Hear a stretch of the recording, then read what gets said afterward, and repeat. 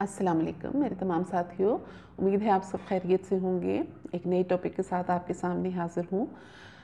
पिछले दिनों मेरी मुलाकात हुई मेरी दोस्त से। तो उसने मुझसे एक ऐसे ही जनरल सी बात की कि अक्सर मुझे समझ नहीं आती कि हमारे और हमारे वालिदैन के दरमियान तो इतनी मिसअंडरस्टैंडिंग्स नहीं होती थी जितनी कि हमारी और हमारी औलाद के दरमियान मिसअंडरस्टैंडिंग्स हैं। वो हमें कुछ समझते ही नहीं, वो समझते ही नहीं कि हमें कुछ आता है, हमें कुछ हम कोई अकल भी रखाते हैं, वो इस तरह से शो करते हैं कि उसकी क्या वजह है, ऐसे बच्चों को किस तरह से हैंडल किया जाए। तो बहरहाल उधर तो मैंने जो भी जनरल बात की थी, मैं चाह रही थी कि ये बात फिर आप सबके साथ भी मैं शेयर कर लूँ, ताकि हो सकता है कि ये बात सबके जहन में ना आती हो, ना आई हो, जिसकी वजह से उनके और उनके औलाद के दरमियान बहुत ज़्यादा गैप आ गया। हम जनरेशन गैप की बात करते हैं अक्सर कि हमारे और हमारे वालिदैन के दरमियान जनरेशन गैप होता है, तो जिसकी वजह से आपस में मिसअंडरस्टैंडिंग्स हो जाती हैं। ठीक है, ये एक हकीकत है, लेकिन मैं सोचती हूँ कि बाकी मेरी दोस्त की बात कि हमारे और हमारे वालिदैन के दरमियान कोई इस कदर बड़ा जनरेशन गैप नज़र नहीं आता कि हम उनकी इज़्ज़त ना करते, हम उनको कुछ समझते ना, हम उनकी बात ना मानते।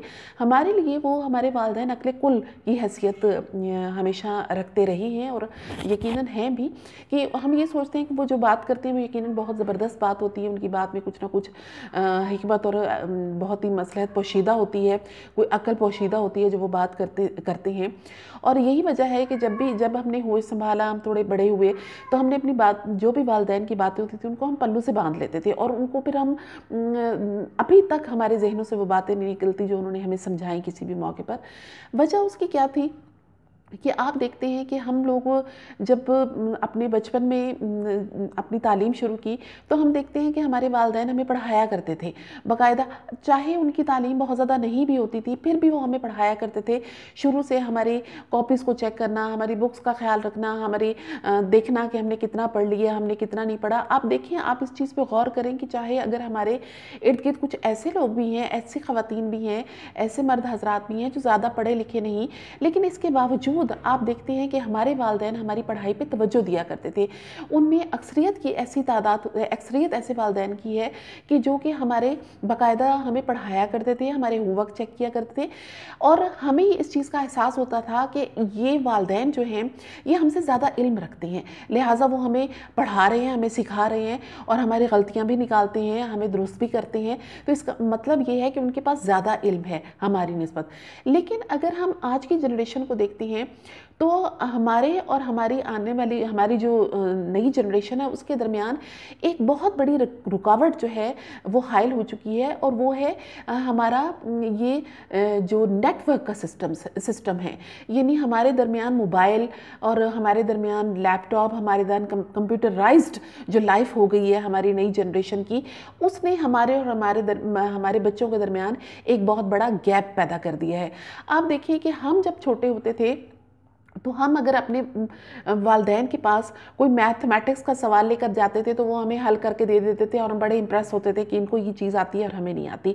हम अपनी वालदा के पास, अपने वालिद के पास अगर कोई इस्लामियात की कोई बात होती, हमारे पास हमारी कोई इकनॉमिक्स की बात होती, हमारी कोई उर्दू के किसी टॉपिक की बात होती, कोई हिस्ट्री की बात होती, हम उनके पास ले जाते, वो उसको वजाहत के साथ हमें बयान कर देते थे और हम बड़े अंदर से बड़े इंस्पायर होते थे कि इन लोगों के पास ये नॉलेज है।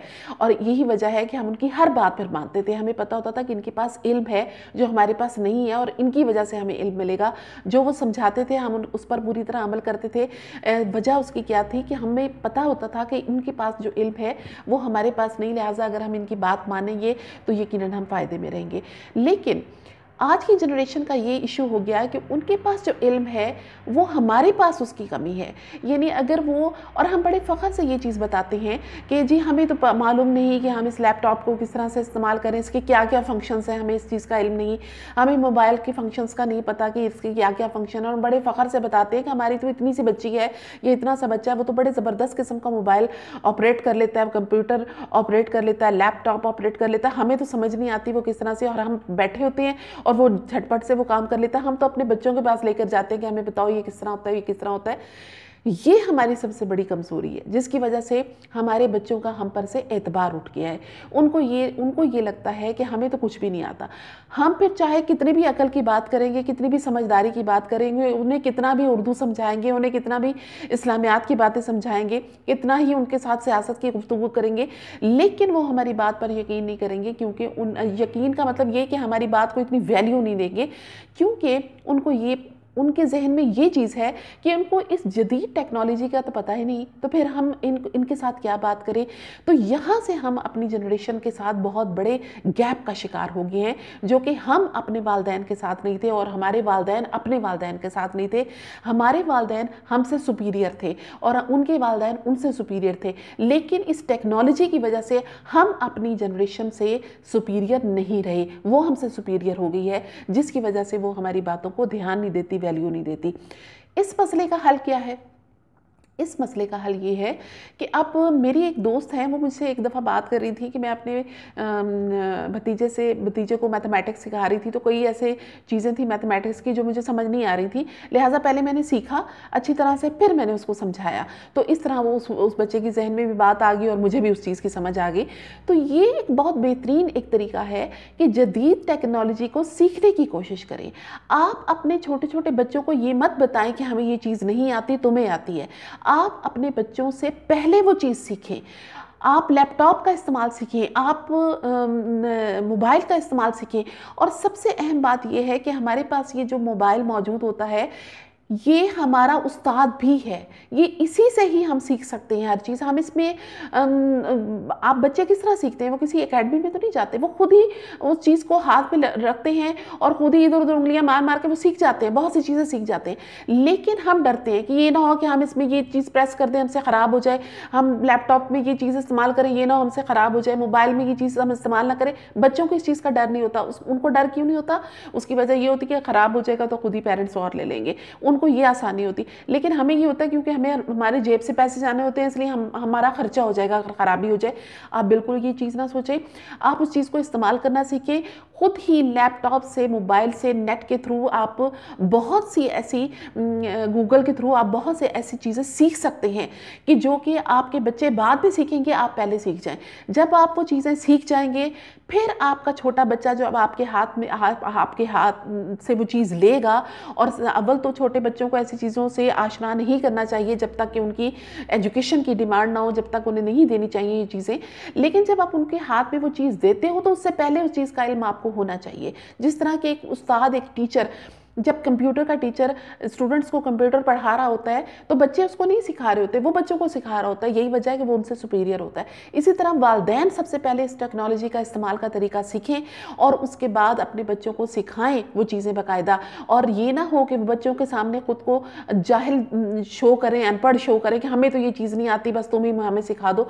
जब आप इस तरह से ये बात करोगे तो उनको फिर आपकी किसी भी बात पे एतबार नहीं आएगा। वो यही कहेंगे कि आपको क्या पता है इस चीज़ के बारे में, आपको तो ये, आप सही बात भी करोगे तो वो फिर भी आपकी बात का यकीन नहीं करेंगे।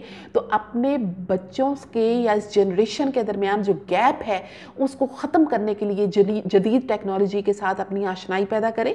बेशक आपको इसके लिए क्लासेस अटेंड करनी पड़े, आप बाहर कहीं जाके क्लासेस अटेंड करें, लेकिन आप उनके बराबर नहीं बल्कि उनसे ऊंचा होने की कोशिश करो। और अगर ऊंचा नहीं तो कम से कम बराबर ज़रूर हो जाओ, ताकि वो आपको ये ना कह सकें कि आपको तो कुछ मालूम नहीं और आपकी फिर किसी भी बात पर अमल ना करें। तो इस बात को आप अपने जहन में डालिएगा कि हम अपने वालिदैन से इसलिए मरगूब थे, उनकी हर बात मानते थे कि हमें मालूम था कि हमें जो चीज़ें वो सिखा रहे हैं, अलिफ बे पे ते 1 2 3 1 2 3 ABC, जो चीज़ें उन्होंने हमें शुरू में सिखाई उन्हें आती थी, हमें उन्होंने सिखाई। इस वजह से हमारी पढ़ाई पर उन्होंने नज़र रखी, इस वजह से हम शुरू से ही उनसे इंस्पायर थे। लेकिन आज के वालिदैन मोबाइल तो रखते हैं लेकिन उनको उनकी तमाम ऑपरेशंस के बारे में नहीं पता होता। यही वजह है कि जब बच्चे के हाथ में वो चीज़ जाती है तो आप उनसे जब पूछते हो तो वो आपसे इंस्पायर नहीं होते, वो समझते हैं कि आपको कुछ नहीं आता। तो आप जदीद टेक्नोलॉजी से आशनाई हासिल करें, उसके साथ अटैच रहें और अपने बच्चों को पहले तो ये चीज़ें वक्त से पहले ना दें। जिस तरह मैं छोटे छोटे बच्चों को देखती हूँ कि वो बच्चे के हाथ में माँ मोबाइल पकड़ा देती है, वो आराम से बैठा देख रहा होता है और वो बेफिक्र होकर काम कर रही होती है। नहीं, इस तरह से बच्चों की आईसाइट भी वीक होती है। और इस तरह जब बच्चे उनके हाथ में जैसे जैसे वो बढ़ते जाते हैं, बड़े होते जाते हैं, तो उनके वो चीज़ें भी मुख्तलिफ़ किस्म की वो देखना शुरू कर देते हैं जो उनके लिए मुनासिब भी नहीं होती। लिहाजा उनको एक वक्त पे मोबाइल दें, लेकिन उनको देने से पहले आप पूरी तरह उस पर ट्रेनिंग हासिल करें, ताकि कल को वो आपको बच्चा ना सिखाए बल्कि आप बच्चे को सिखाएं, तो वो आपसे मरूब हो और आपकी हर बात को माने। यकीनन मेरी इस बात से आप इत्तेफाक करेंगे और अपनी राय के इजहार ज़रूर करेंगे। मुझे इजाज़त दीजिए, फिर अगले टॉपिक के साथ आपके सामने फिर से हाजिर होंगी। अल्लाह हाफ़िज़।